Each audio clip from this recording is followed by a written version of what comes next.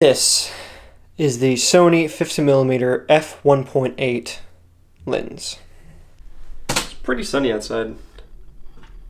I would say so, at least. Good morning, everyone. My name is Mikey. Today is Thursday. Thursday. And we're just going to jump right in. I've been up for a few minutes, and I said that I would show you a Zox strap, just a really quick sneak peek. So we're just going to do that really fast, and then we're going to get started with the day. So I haven't been wearing the same one all week, so I'm just going to show you one that I'm going to wear today.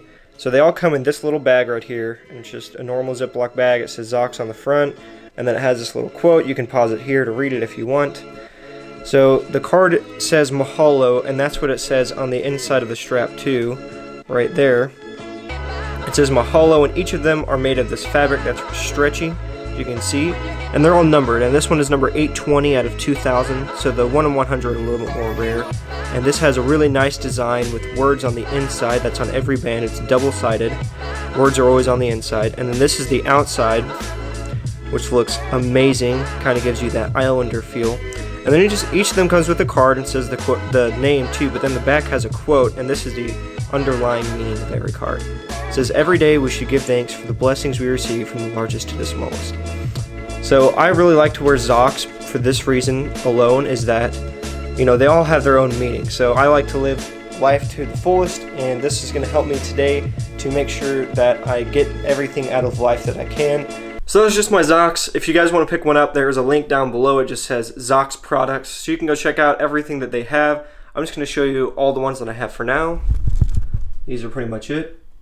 And then I have some more up there, and then a couple down there in that little middle cubby.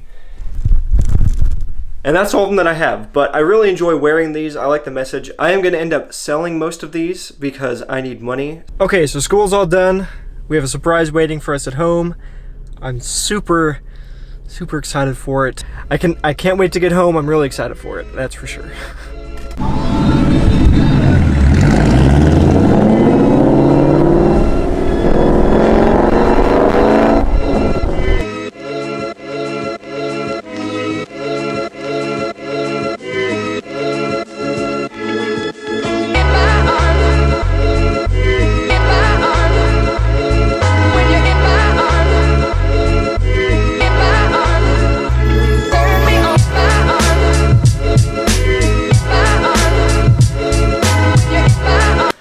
Okay, so I got a 50mm lens for the Sony a6300. Before I show you the lens itself, I'm going to show you some pictures that I took of it today.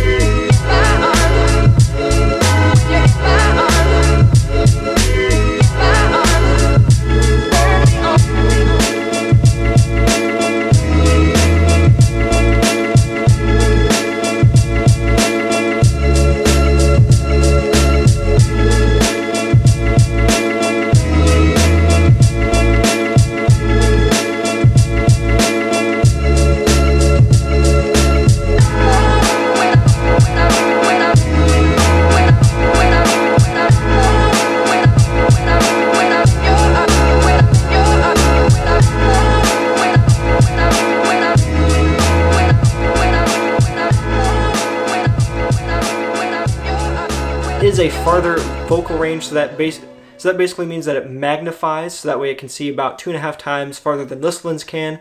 I'm standing around 2 to 3 feet away from this camera, so whenever I throw that lens on, it'll be around 8 feet or so, you know, 2.5 times. And I'll stand around 2.5 times farther away, so around 8 feet, and it'll be around, and you'll be able to see as much of me as you can, but it'll have a shallower depth of field. And that lens has a wider aperture, which lets in more light, and that allows the background to be more blurred because it doesn't need to focus as far to gather more light so it can focus on your face.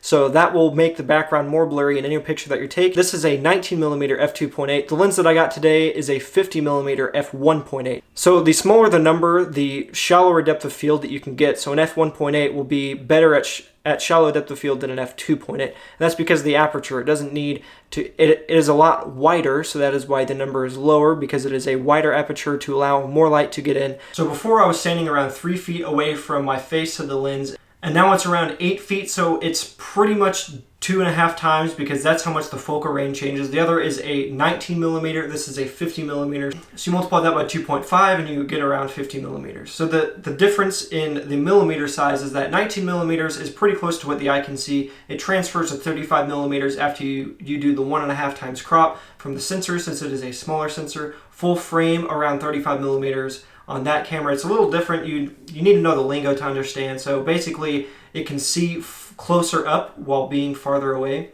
So it's just like a magnifying lens. And that's what the 50 millimeter is.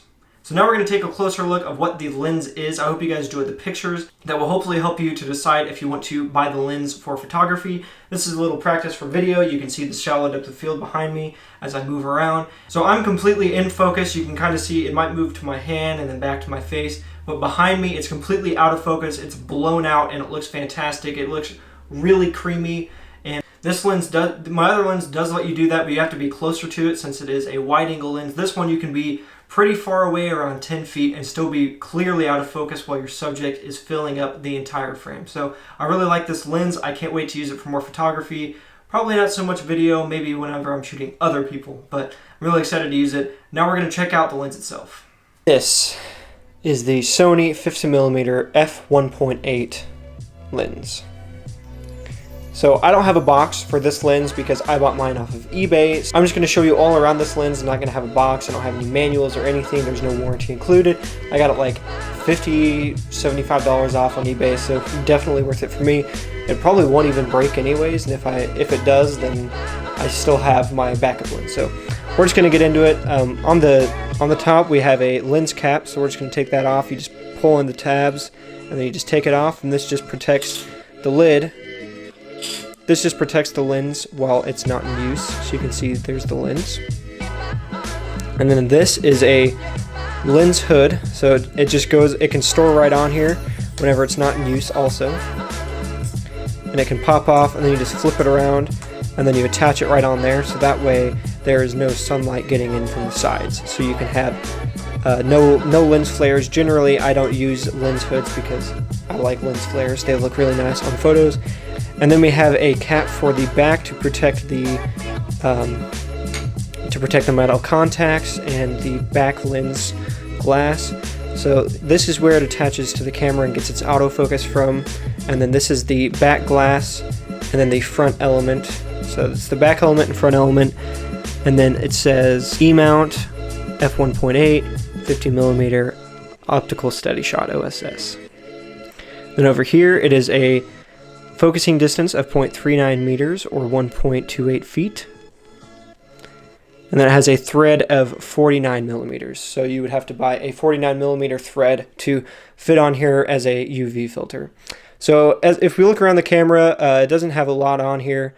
It does say 1.850 optical steady shot and then Sony, and that's basically all the information. It has, you know, the model number and everything like that. So the only thing that is on here is the focus ring, and that is this right here. So you can see it as I turn it.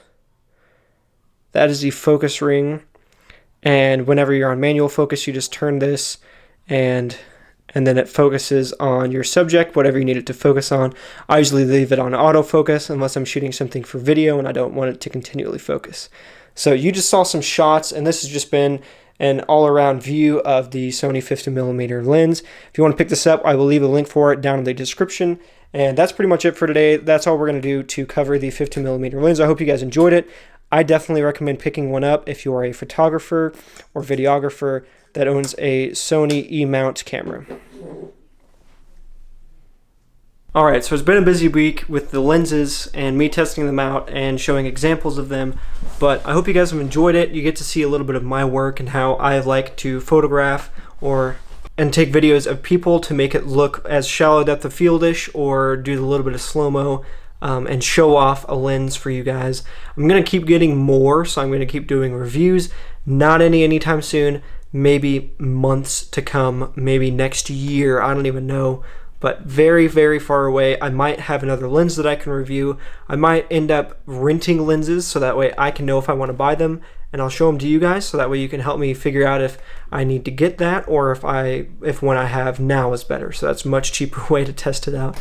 But I hope you guys enjoyed this. Let me know if you guys enjoy these little reviews, because it's not a full review, but it kind of shows me and myself and what I do with a lens and a camera and my creativity. So let me know what you guys thought about my creativity down in the comment section. Smash that like button if you guys liked my photos or my video, and definitely hit that dislike button if you hated them. Be honest. Or if you didn't like this video, just hit the dislike button. Go ahead. Subscribe if you loved my photos and my video and you want to see more vlogs. I hope you guys enjoyed your day. I will catch you in tomorrow's vlog. Tomorrow's going to be a doozy, more pictures, and then that's it. I promise. I promise, no more pictures. We're going to get back to normality, things that everyone will understand. But tomorrow there are even more pictures, and I hope you guys enjoy them. I will catch you in that vlog tomorrow. Bye. Keep it real.